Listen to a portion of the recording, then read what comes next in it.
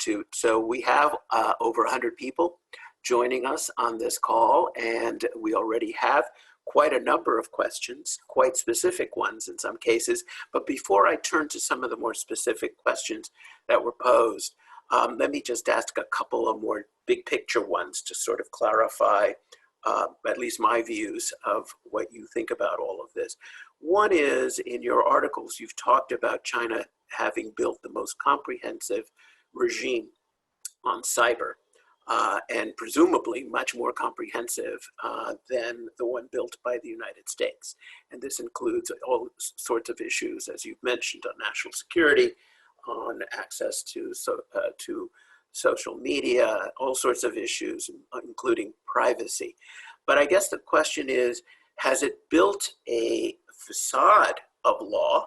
Is it still what we used to call China the Wild West, despite the laws on the books? How much are those laws real in practice? Is there, in practice, a distinction made between how the laws apply to, say, Chinese companies versus how it applies to foreign companies, including US companies? So how much is it worth our while to really pay attention to Chinese laws on the books? Cool. So two parts, two answers to this. The first is China's cybersecurity law and a associated system of regulations, hundreds of standards, policies.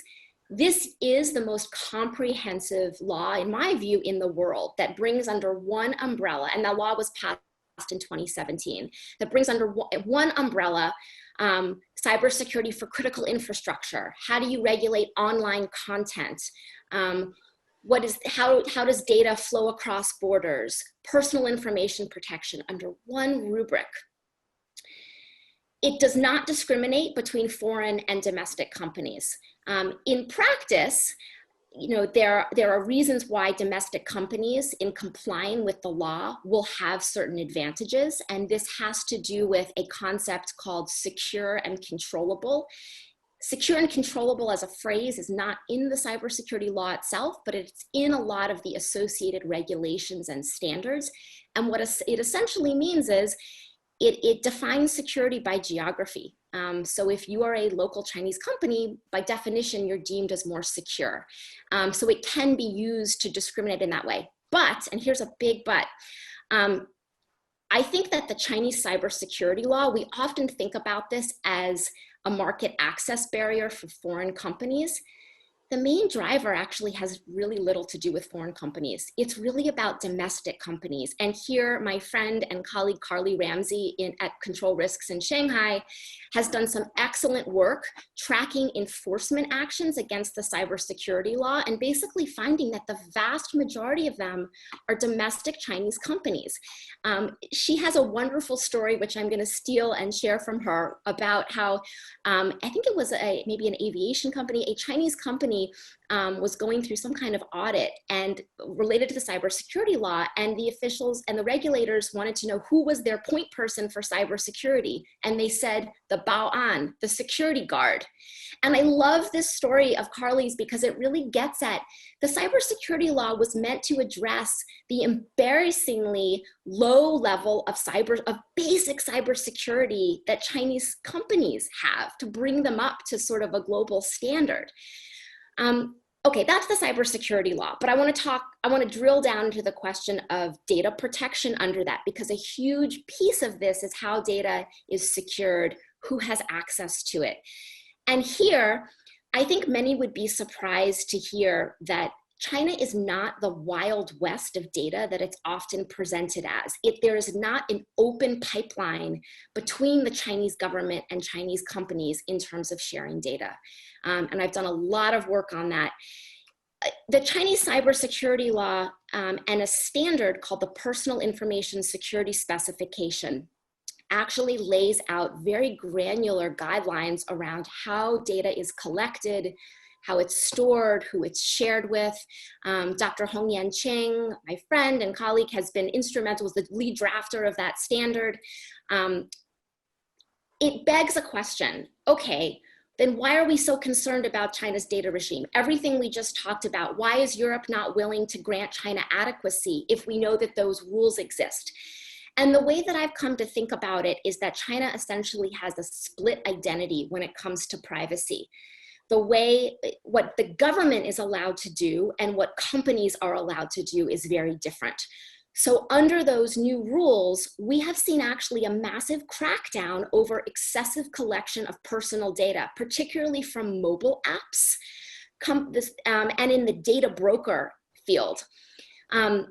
So executives have actually been arrested along these sort of elaborate data broker chains. Mobile apps are being shut down and publicly shamed if they're found to have to excessively collect personal data.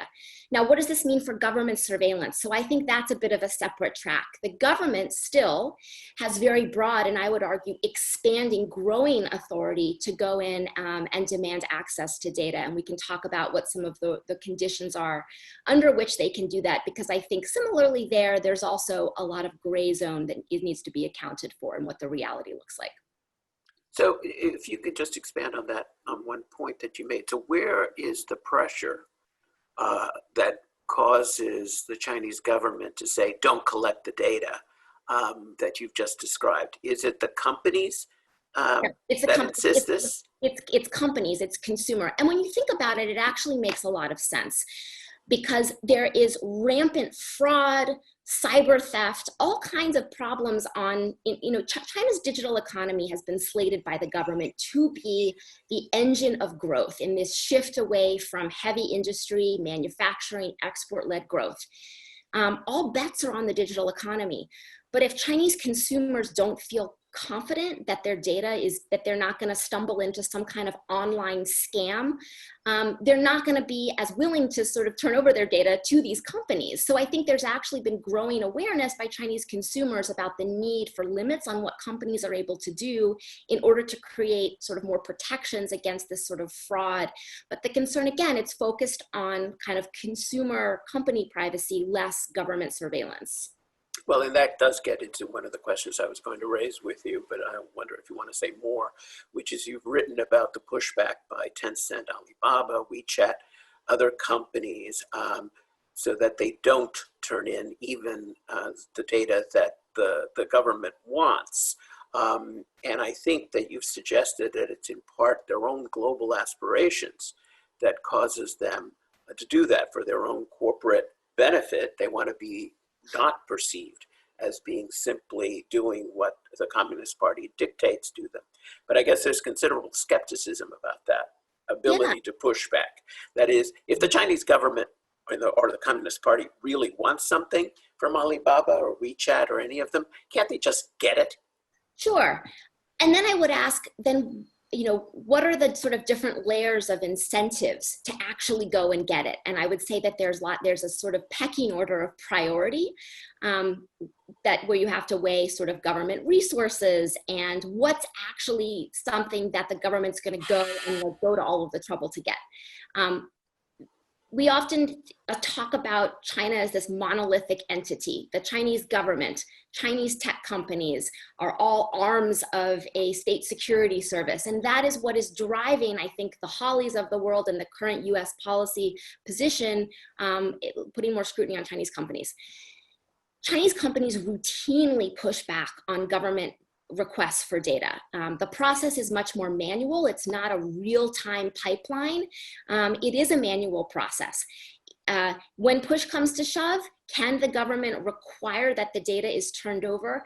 Yes. Do they always do it? No.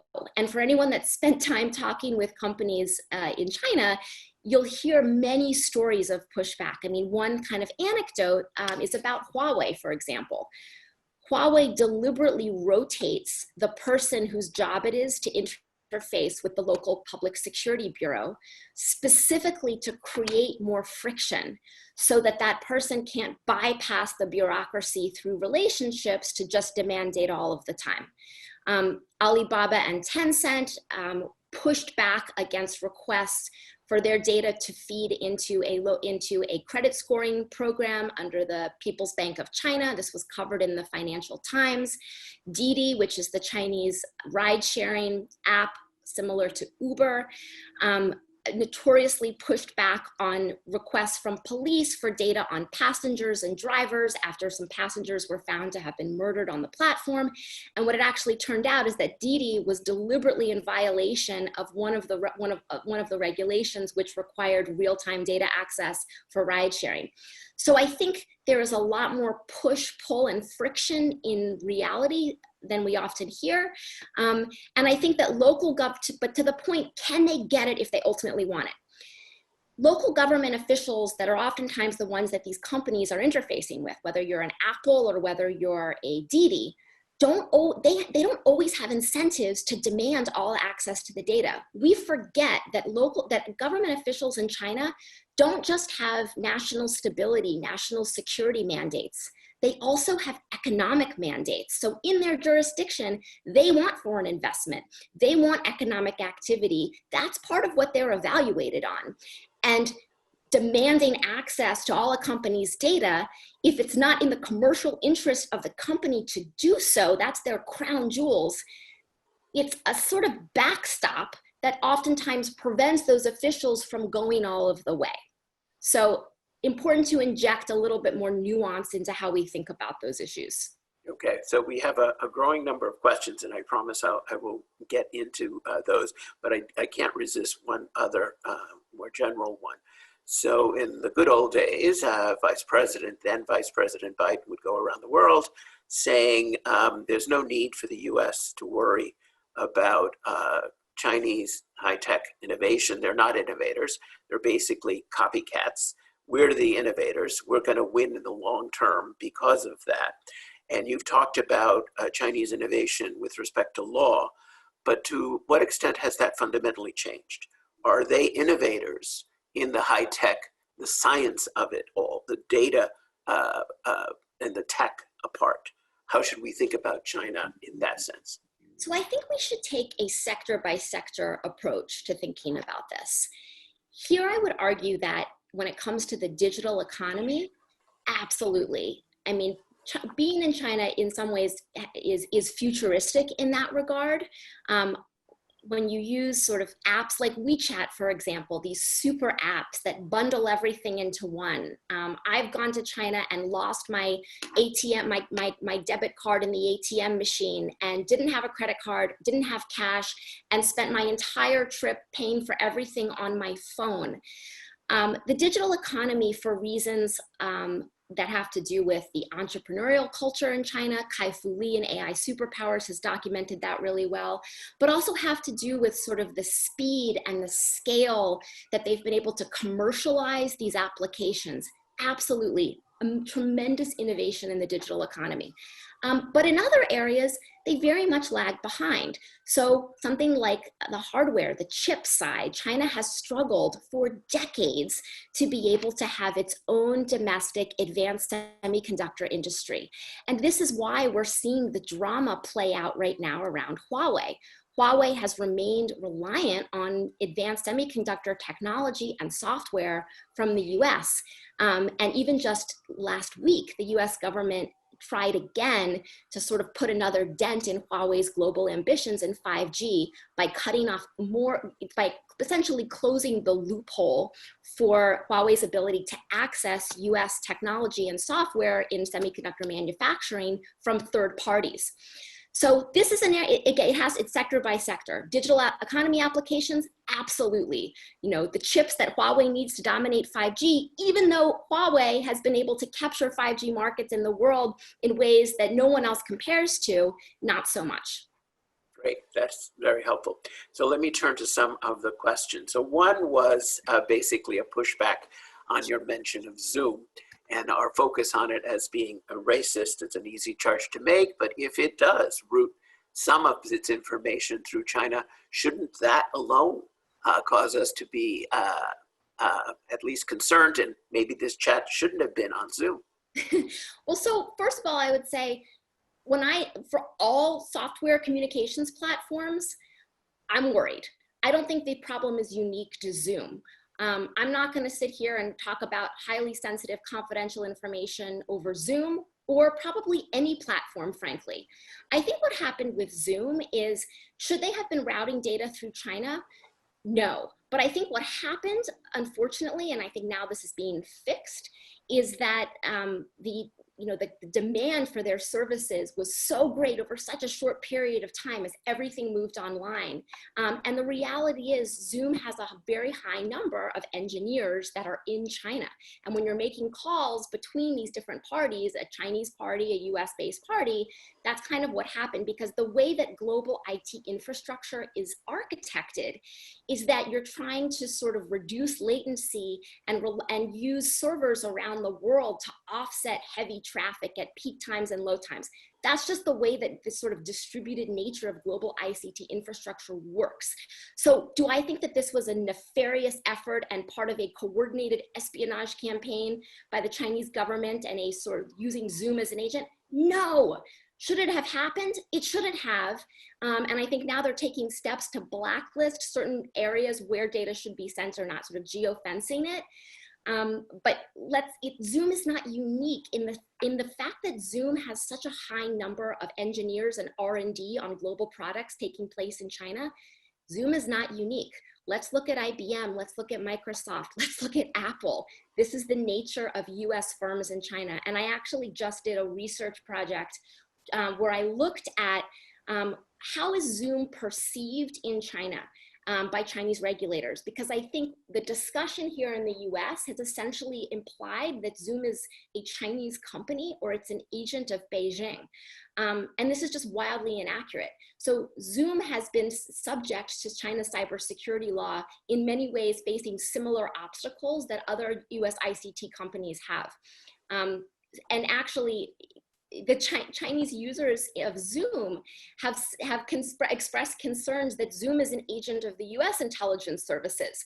So when they conduct their highly sensitive meetings, oftentimes companies have Zoom and Tencent meet, which is the competitor to Zoom in China. And they will tend to use Tencent over Zoom because they're also concerned that Zoom is going to send their sensitive information to the US government. Wow, okay. So this, I guess your answer on Zoom reflects what I didn't hear you say as a short description of your sort of policy prescriptions more generally. In some of your podcasts, you've referred to former Secretary of Defense Bill Gates' idea of a small yard, big fence notion. Is that an accurate short-term way of thinking about this? So just explain that. Yes, so former Secretary of Defense Robert Gates had this sort of phrase, small yard, high fence. And what it essentially means is, let's be selective about what we want to protect, but aggressive in protecting it. And I think the problem with a lot of the US policy efforts right now to sort of control technology or to sort of shore up national security risks from Chinese technology companies is that these are sort of, the yard is too big. We're putting everything in the yard. Because rightly so, there are areas where the openness of the US system has been exploited. There are loopholes and gray zones that have been subject to massive IP theft, to cyber espionage, you name it. So now the question is, what goes inside the yard? Does Zoom go in the yard? No. Does Zoom need to make some changes in terms of its privacy and security practices? Yes. Do other companies? Yes. So an example of something that I would say should goes in the yard, you may have seen recently that the FCC recently blocked a license for China Telecom to operate in the United States. I'd say that's a great thing to go in the yard.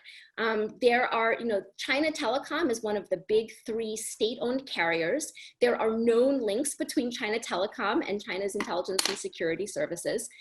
Is this a company that we want to be providing services in the United States? Probably not. And also, there are massive restrictions that US carriers face in terms of offering similar mirror services in China.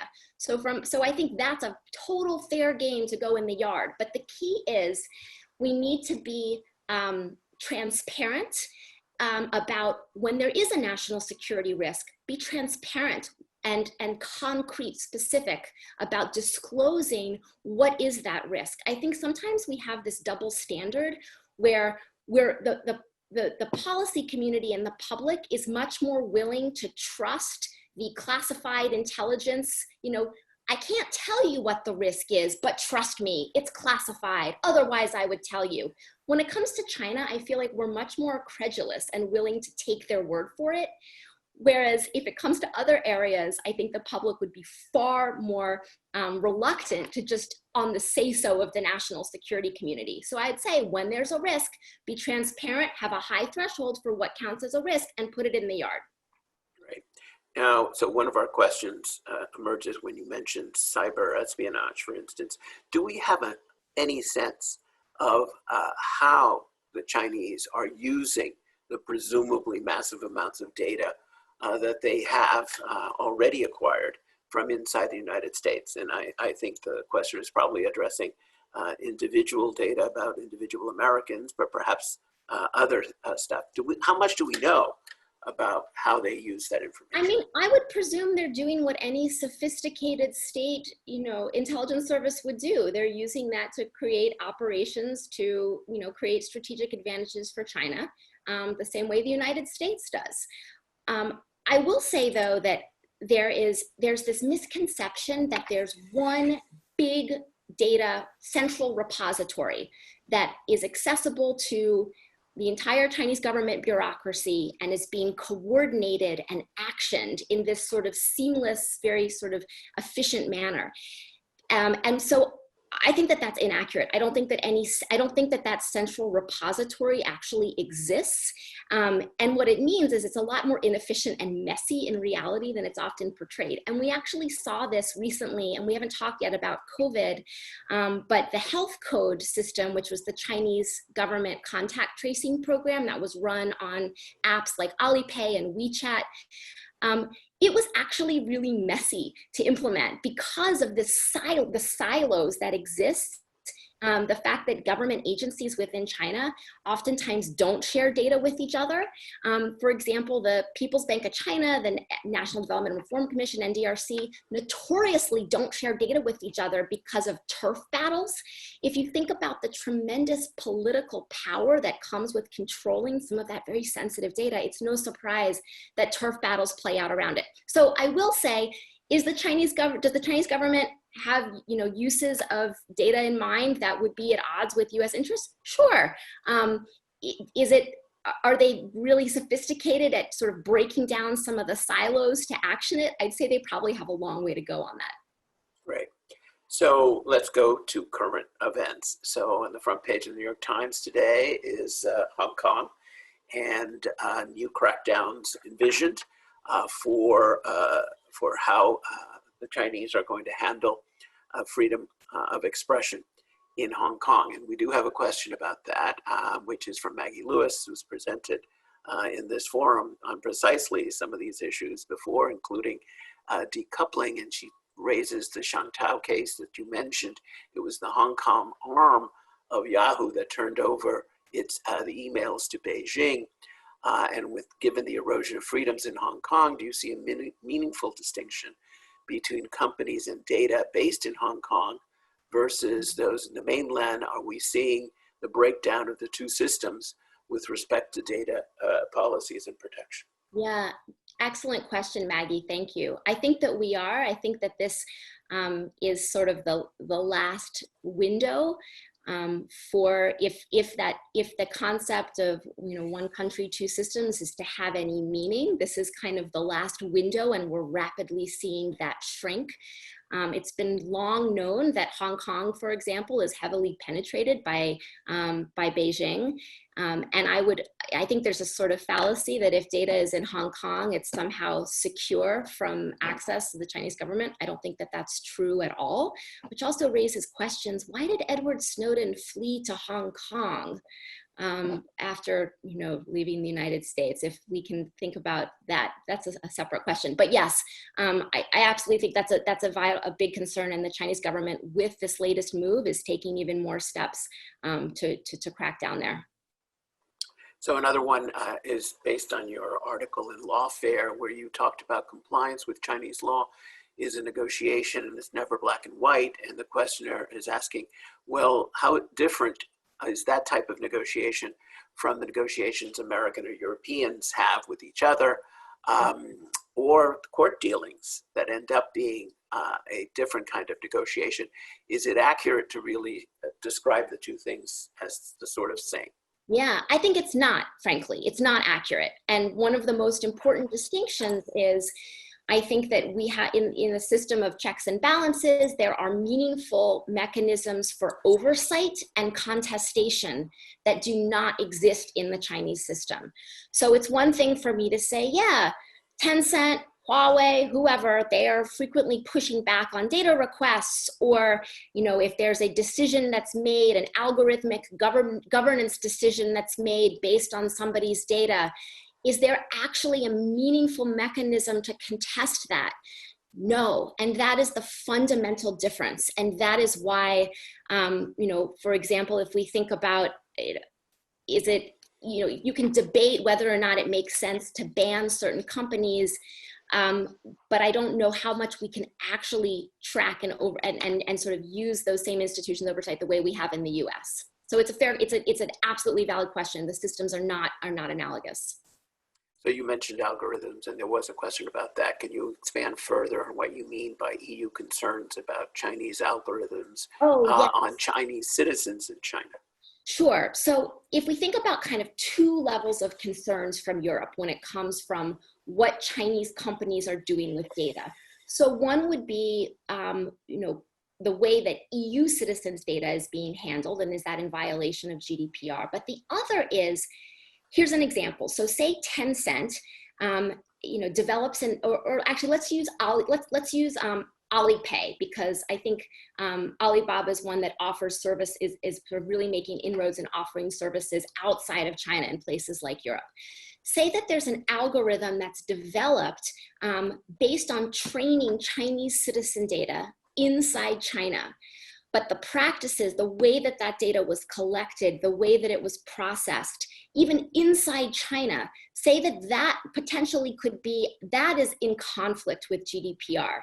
So it's not just a question of how they're handling EU citizens' data. It's if that algorithm is developed in China based on practices that would be at odds with GDPR and then brought to the European market, could that be problematic? I think that's the perspective that I'm hearing more come from European officials. So another question is about, you've talked about third-party nations being locations for this competition between the US and China, being caught in between that. And the questioner is raising, well, how should we think about the Belt and Road nations in this light? Yeah, absolutely. And I think particularly when it comes to digital infrastructure, this is an area where China is making a lot of inroads.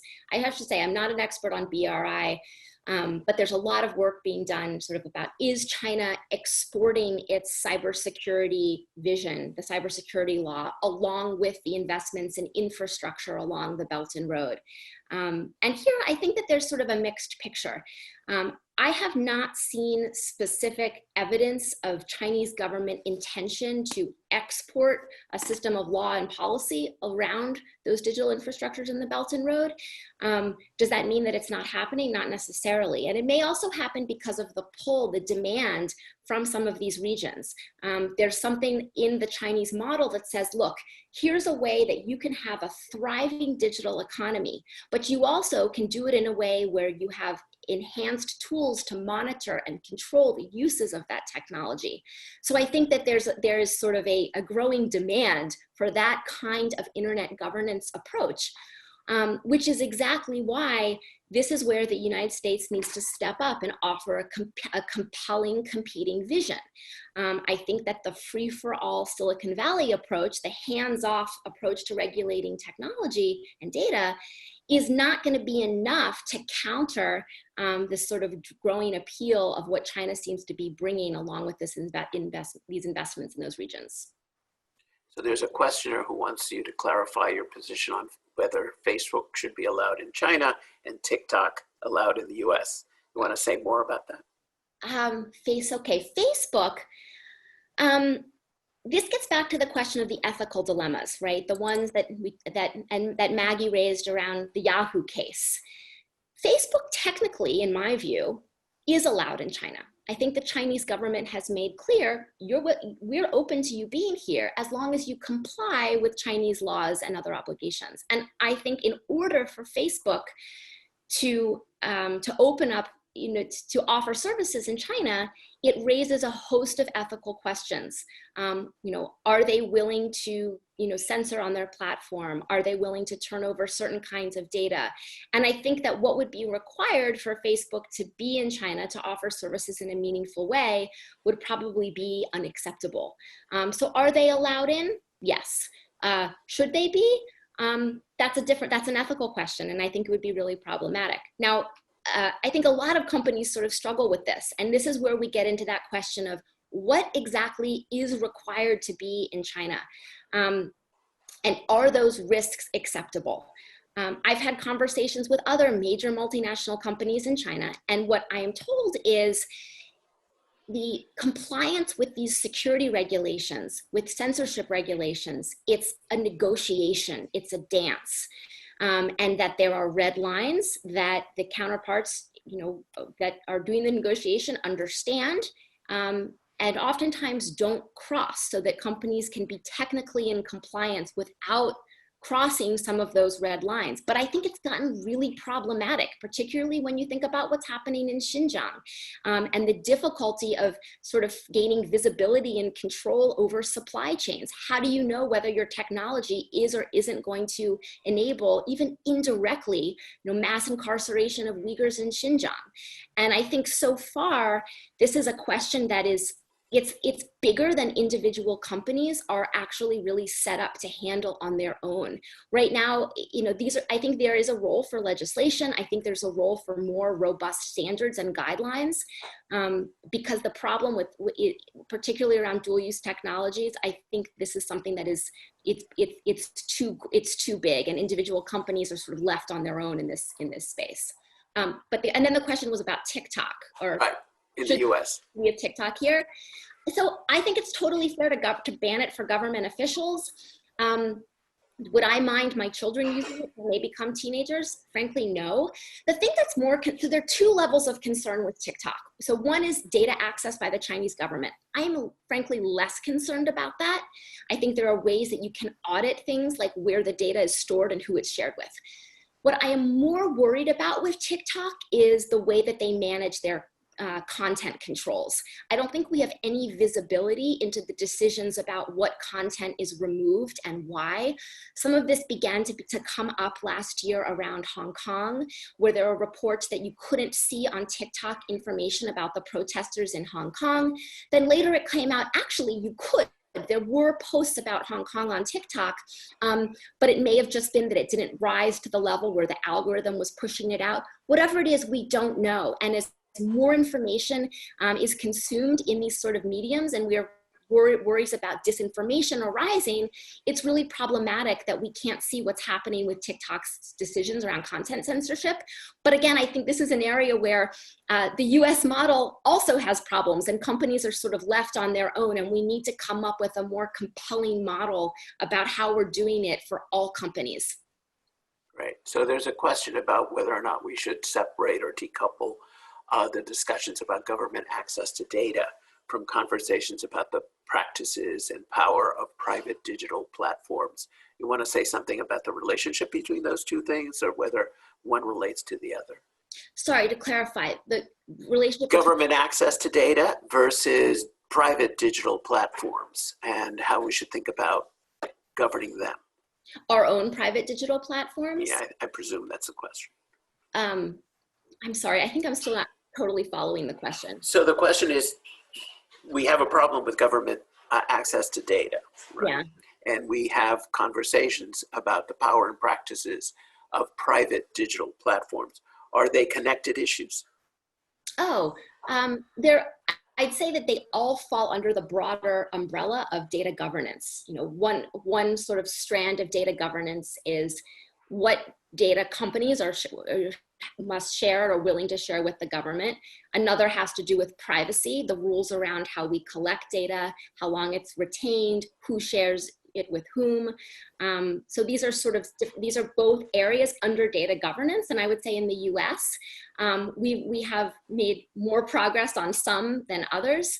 I wonder if the COVID debate, the debate around the use of contact tracing apps, for example, might accelerate a sort of stalled debate around the need to move forward on a US federal privacy law. So one question I think emerges from the risks of decoupling on this. If we don't follow your prescriptions, if we stop talking to each other and we follow some of the models of legislation in the US that you would not advocate, what are exactly the impact on the development of the technology that you're concerned about? At one point in one of your commentaries, you talked about an innovation winter. Is that really what we're worried about?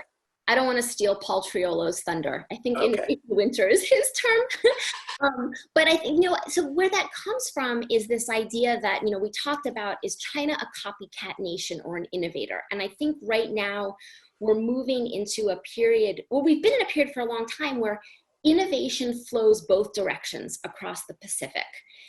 So why are companies like Zoom and Apple and IBM, why do they have so many local engineers in China?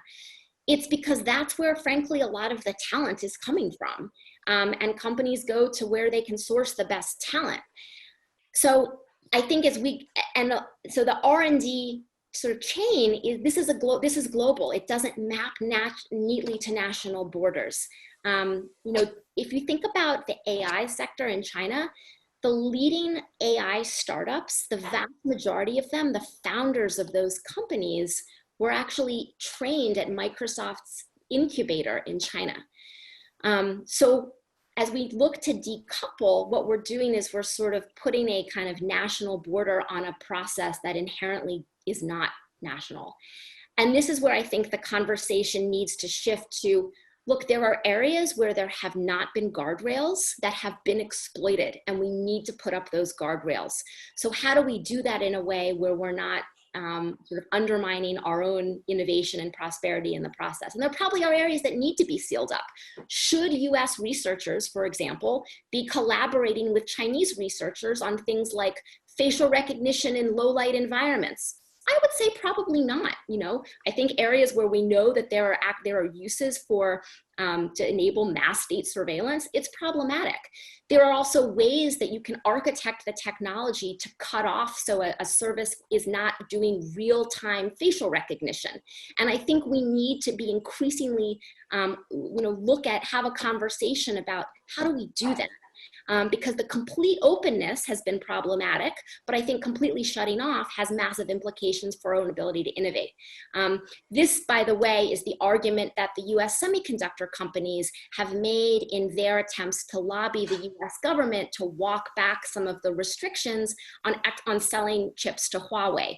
The argument being, for these semiconductor companies, the vast majority of their revenue, which is then plowed back into R&D so we can be leaders on 5G, that revenue is coming from China. So one, if we take away that revenue, but it's not just that, if then beyond China, other parts of the world, in Europe and other parts of Asia, if they observe the way that our Commerce Department is using its export control regime to cut off access, what they might do is to begin to design out US parts in their process. And that also is problematic. And this was the point that the semiconductor industry made when it found, I think, a receptive ear in the Pentagon earlier this year. And they said, look, for the US defense industrial complex to be able to maintain its edge, you need us.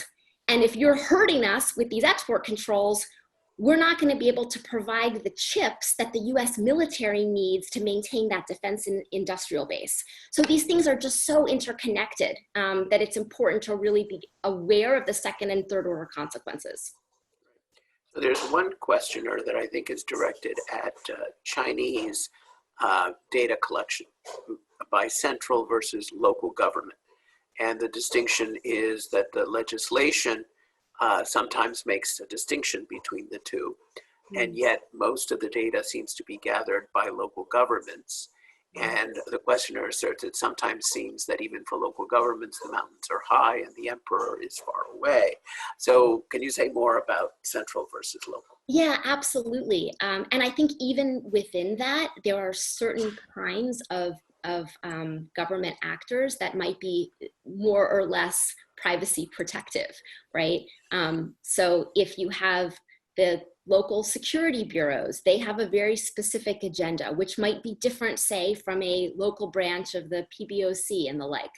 And I think for local, enforcement at the local level has always been problematic, but part of what the build out of the cybersecurity law and its associated standards and regulations is trying to do is to create a more centralized, coordinated mechanism to do that. Now, how effective it is in process, I think, is still an evolving story.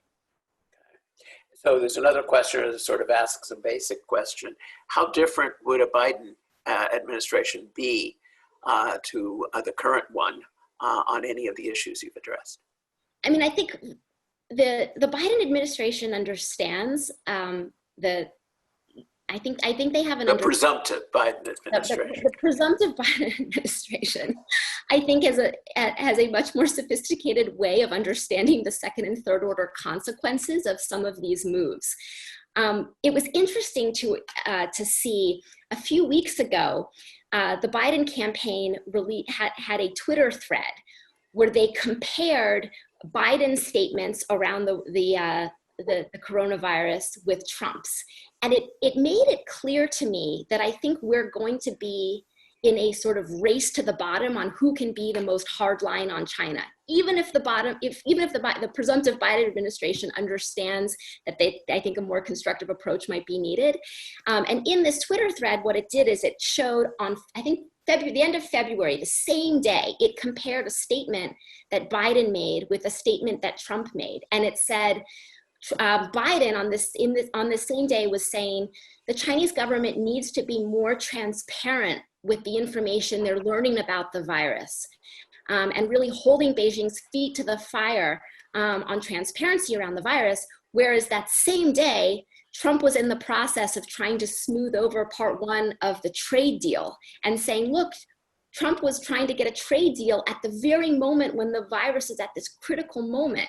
And I thought it was a really important contrast because we often think of Trump as really hard on China, and he's finally the first one that's taken Beijing to task when everyone else has been weak on China.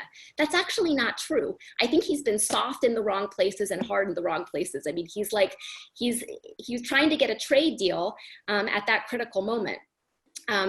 Is that deal now pretty much dead given the COVID fiascos?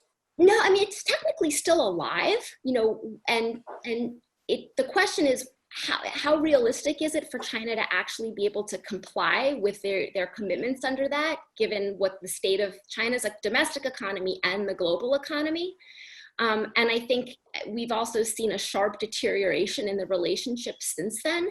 So could we maybe see backtracking on things like cyber attacks, on IP theft, particularly with the latest volley, which are the expanded export control restrictions on Huawei. If that moves forward, are there ways that the Chinese government will seek to respond in a retaliatory fashion that would be at odds with their commitments under the trade deal, potentially? But so far, no one has backtracked on that. So there's one question on something that I think we haven't addressed, which is global initiatives for harmonization, such as the UN on-the-ground initiatives, the trade facilitation, e-commerce, and single windows related to the UN Framework Agreement for cross-border paperless trade, and obviously initiatives in other forums as well, where China has asserted its, quote, discourse power. So how should we think about these places for data sharing, advancing interconnectivity, breaking down data protectionism? What should be the US approach in these global forums, and are they useful? So the main critique, I think, of some of these global forums is that the club is too big. And I talked about this in the context of the Japan data free flow with trust. So the concern is if you get a bunch of different countries to sign on to something, but it includes China, does that make some of those agreements less meaningful? Would that water down? And I think, but I do disagree with that in the sense that I think we absolutely have to come up with a framework that does include China. And now might be a moment where the Chinese government knows that they need foreign investment and that they don't want to alienate the US business community too much. Could there be more space, more receptivity to that? Bilateral and multilateral trade frameworks are another way to do it. I mean, this is an area where I think the TPP would have been a really effective way to address some of these, where you're able to sort of agree to certain principles around digital trade with carve-outs for legitimate public policy concerns. And I think this is something that we're kind of in a moment where diplomacy is dead with China, but these need to be brought back into the conversation. So we're rapidly getting to the end, but I do want to at least raise some of the issues that I see some of the questions. And one of them is asking, you very briefly touched on antitrust and competition, especially from the EU perspective. So do you want to say more on the difference between how the three groups, China, EU, US, view competition? And how does that feed into your broader data governance and privacy picture? So there's a growing narrative in the US. So let me back up. I think that there are two extreme poles of the antitrust conversation in the US, and both of them are wrong. And we need to find a way to come back around. So one of them is the Mark Zuckerberg approach. It's don't break up big tech, because if you break up with big tech, companies like Facebook will not be able to compete against China, whether it's in terms of AI or digital currency. The other pole of that conversation is, there's been a counter argument to that, and it basically says competition is the only, breaking up big tech and creating that competition is the only way to compete with China. Right now, there's sort of no sophisticated middle ground to both of those. And I think what the conversation needs to do is it needs to account for the fact that, yes, the way that we regulate technologies in the United States will have a geopolitical implication. There will be a geopolitical dimension that has to be taken into account, but we should not be making regulatory decisions based on giving a pass around that. That's not how it works. And I defer to the lawyers here on the call who understand that much more than I do. So I think somehow we have to sort of bring the domestic and the international conversations into contact with each other in a more sophisticated way. That's the US, that's on the US side. Now, antitrust in China, very different. This is an area where the Chinese government set up something called the State Administration of Market Regulation, or SAMR, which was meant to sort of create a super antitrust regulator in China that would technically be free of political influence in evaluating some of the deals. I don't know how successful that's been. I think that SAMR still has used politics as an important basis for some of those decisions.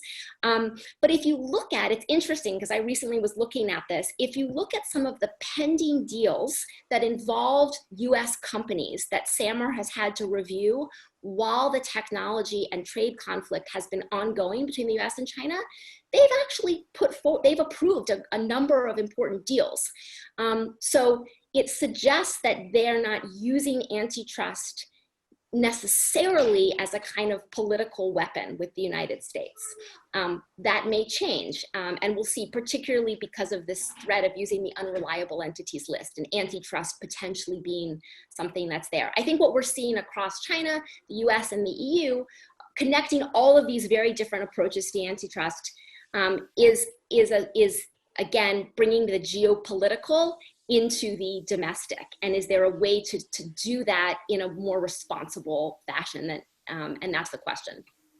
Well, I suspect this may be the last question, but it's a shout out from Thomas Trends, who you mentioned. He congratulates you on the shout out, but he has a follow-up on the small yard high fence concerning the relativity of data. You suggested that banning TikTok on government phones was justified, but why not private phones? If Grindr data poses national security risk, does it all data, at least potentially? So how should we think about that? Thank you, Thomas, for your question. So I guess I would get back to the question of what is sensitive data, right? is, you know, lip syncing with your cat if you're 10 years old on, or who, I've never used TikTok, but I hear, who uses TikTok? Teenagers, right? Is that sensitive data? Is that, so maybe my son, when he's 16, will decide that he wants to go into the Department of Defense when he's an adult. And in China's sort of grand plan to create a big database on all US citizens, they're gonna save his TikTok video doing cartwheels in our front yard, and then find a way to triangulate that with something from my national security file from 2010 and blackmail our whole family. It's just the sort of web of what if, and this happens to this, to that. I just don't think that's the most efficient way if you want to run an intelligence operation. I don't think that's the most efficient way to do it. Grindr, on the other hand, if you want to blackmail someone related to their dating or sexual history or relationships, maybe that's a more efficient way to go about it. I don't know. So not all data has the same level of sensitivity. Right. So maybe I'll leave you with this last question, which may sum up what some people are thinking about.